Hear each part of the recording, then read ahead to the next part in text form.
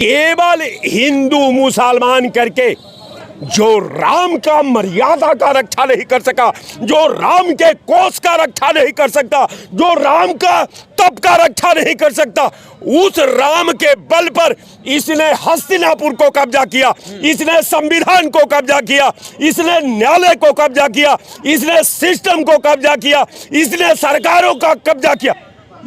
इसी पर अगर सरकार बनने का, भारत के अधूरे सपने को पूरा करने में। स्वागत है आप सभी का। इस वक्त हमारी मौजूदगी है उत्तर प्रदेश की राजधानी लखनऊ में। हम लोगों से बातचीत करें। जिस तरीके से चुनाव की चर्चा अब तेज हो चुकी है, कभी भी चुनाव का ऐलान हो सकता है और तमाम मुद्दे हम उससे बातचीत करेंगे।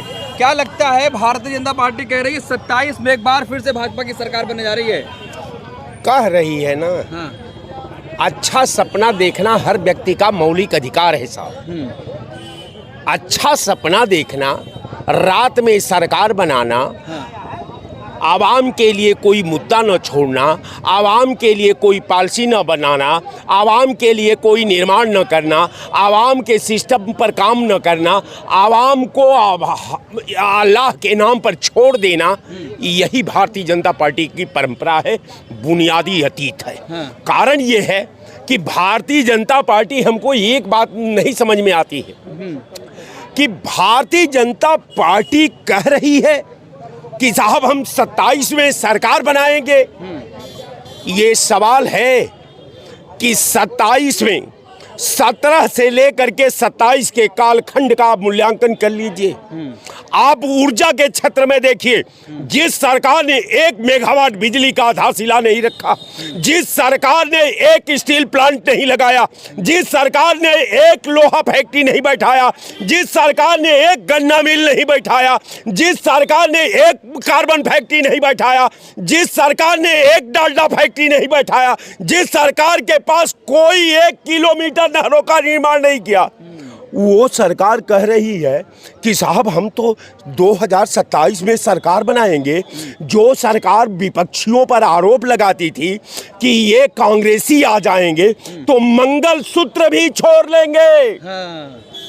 कांग्रेस को टारगेट करना और भारत के असमत को नीलाम कर लेना, तो उसका मंगलसूत्र छोड़ लेना, यही भारतीय जनता पार्टी का अतीत है। कारण ये है कि भारतीय जनता पार्टी के पास केवल 3 मुद्दा है, 3 शब्द है। राष्ट्रवाद, जबकि इसके पास कोई राष्ट्र धर्म नहीं। इसके बाद हिंदुस्तान पाकिस्तान, जिससे आवाम का कोई लेना देना नहीं। हिंदू मुसलमान, जिससे न हिंदू का कल्याण है न मुसलमानों का कल्याण है। केवल हिंदू मुसलमान करके जो राम का मर्यादा का रक्षा नहीं कर सका, जो राम के कोष का रक्षा नहीं कर सकता, जो राम का तप का रक्षा नहीं कर सकता, उस राम के बल पर इसने हस्तिनापुर को कब्जा किया, इसने संविधान को कब्जा किया, इसने न्यायालय को कब्जा किया, इसने सिस्टम को कब्जा किया, इसने सरकारों का कब्जा किया। इसी पर अगर सरकार बनने का, भारत के अधूरे सपने को पूरा करने में, मैं बता रहा हूं कि भारतीय जनता पार्टी के 10 साल के कालखंड में उत्तर प्रदेश की सियासत में 2027 में जंग में उतरना है। ये केवल 5 काम का नाम बता दीजिए।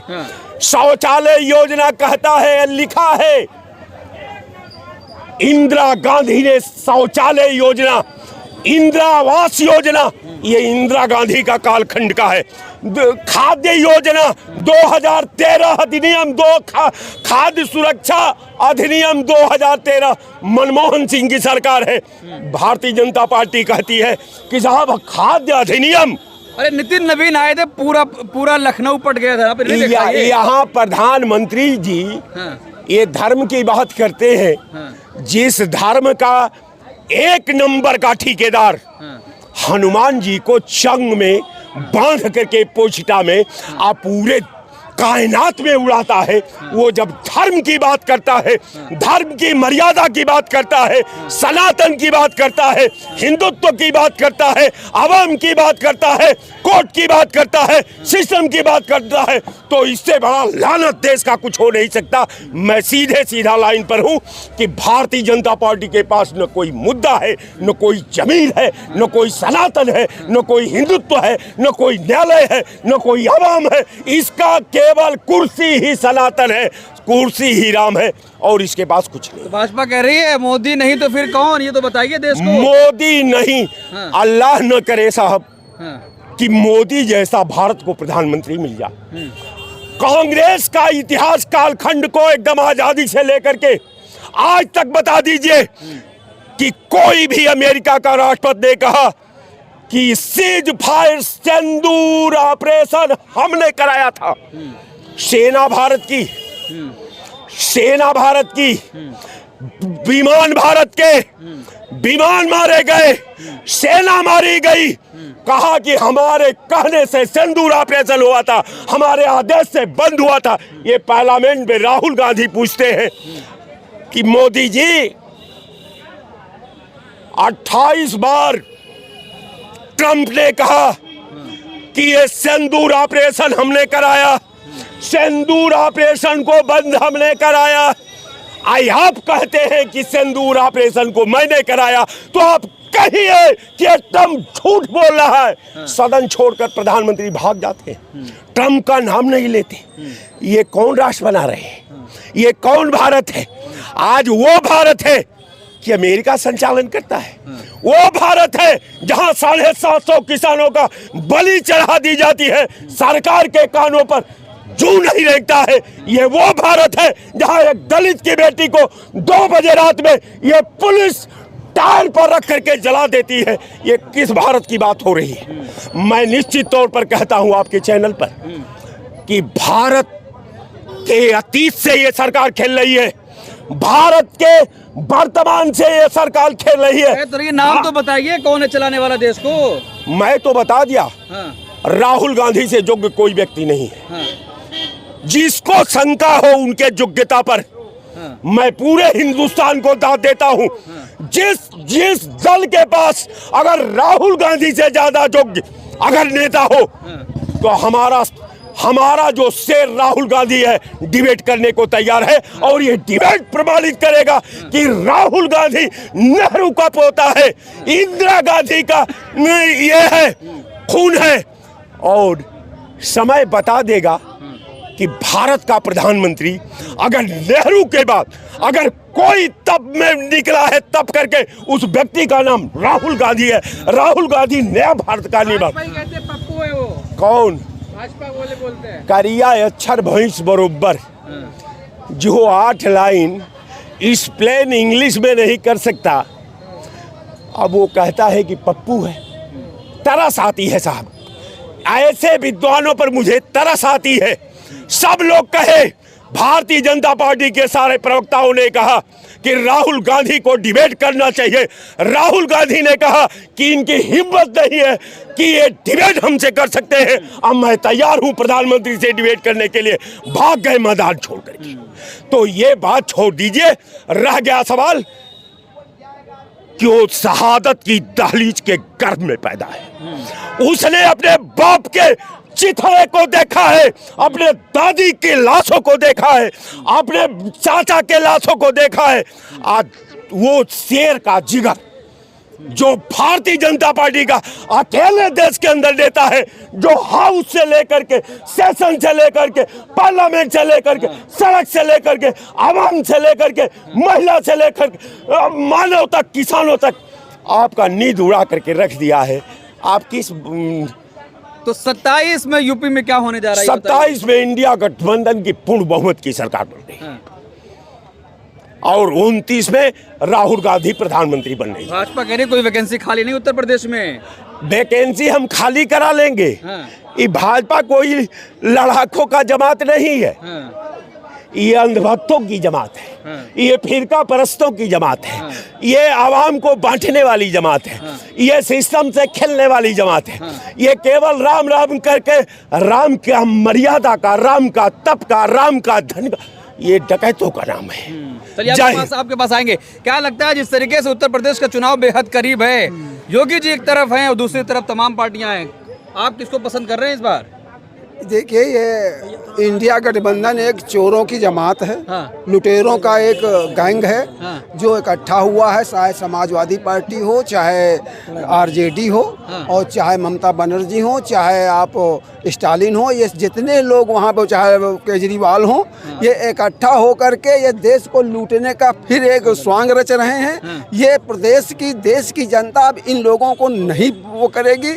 अब 32 साल से, 34 साल से कांग्रेस उत्तर प्रदेश में नहीं, 36 साल से बिहार में नहीं, और 42 साल से करीब बंगाल में नहीं, गुजरात में 18 साल से नहीं, इसके पास कहीं कोई बिजनेस नहीं। इसने सिर्फ देश को बांटने का काम किया, मुस्लिम तुष्टीकरण की राजनीति की, जबकि उनको भी उनका पूरा हक नहीं मिला, उनको सिर्फ डरवा करके। इंडिया गठबंधन कह रहा है, भारतीय जनता पार्टी हिंदू मुस्लिम कर रही है, उसके अलावा कोई मुद्दा नहीं उसके पास। इंडिया गठबंधन नहीं कर रहा, किया तो तुमने है। हाँ। तुमने हिंदू मुस्लिम किया, तुमने जितनी योजनाएं तुमने चालू की शुरू में कांग्रेस के शासन में, तुमने कभी बहुसंख्यकों की भावनाओं को आदर नहीं की दिया।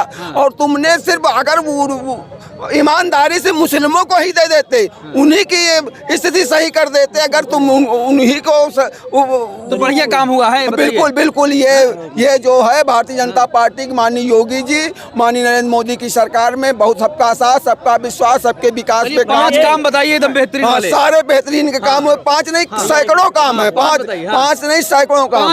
अन्न धन योजना, जन धन योजना, लोगों को कहीं सबके खाते खुलवाए गए जो गरीब लोगों के थे। सबको जो इनके शासन में लूट होती थी, किसानों को नहीं, किसानों के खाते में उनको वो दिया जा रहा शपथ सोहन रास। और जो लोगों को तो मंदिर में लूट लिया गया भैया। ये देखिए स्वामी जी हैं,